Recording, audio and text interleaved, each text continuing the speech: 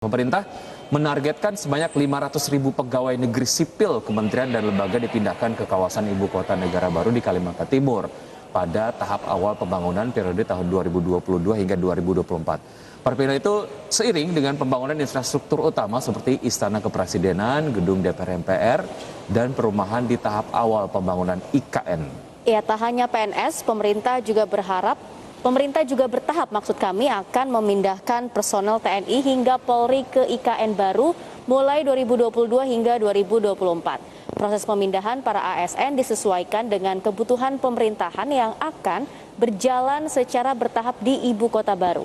Menteri Pendayagunaan Aparatur Negara dan Reformasi Birokrasi Cahyokumolo pada Juni 2021 lalu mengatakan sebagian aparatur sipil negara di kementerian, lembaga, dan instansi pusat sudah pindah secara bertahap ke IKN baru pada tahun 2023. Dan target ini diputuskan agar di tahun 2024 IKN sudah bisa menjalankan struktur pemerintahan dengan sistem smart government. Oke, ini soal ibu kota negara di Kalimantan Timur gitu ya. Kayaknya persiapannya sudah mulai dilakukan nih agar nanti di tahun 2024 nanti ya udah siap nih kayaknya pemerintahannya itu udah pindah bukan di Jakarta lagi tapi udah di Nusantara. Ya, secara sistem yang dijanjikan pemerintah adalah nanti akan ada smart government gitu ya. Itu yang harus dijagain dan harus direalisasikan betul-betul. Karena kalau bicara mengenai Jakarta sebagai pusat bisnis, untuk perizinan bisnis dan lain sebagainya harus ke Nusantara, which is itu adalah di Kalimantan Timur.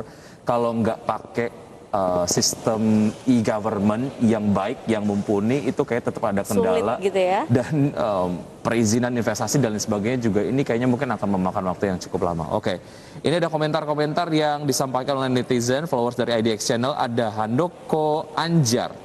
Semoga Jakarta jadi kota yang nyaman kalau ibu kota sudah pindah. Semoga, katanya. Ini orang Jakarta nih pasti Handoko nih ya. Iya.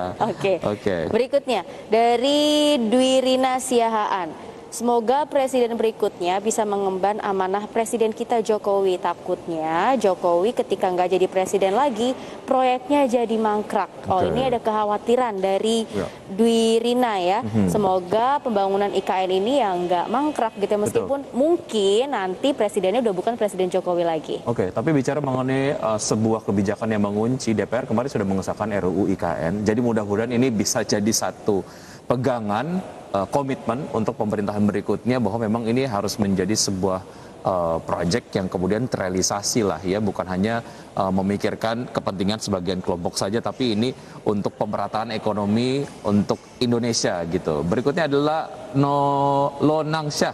Saran untuk ibu kota baru, untuk daerah perumahan dibangun ke atas seperti apartemen, jangan rumah tapak, untuk mengurangi lahan atau hutan yang dihancurkan.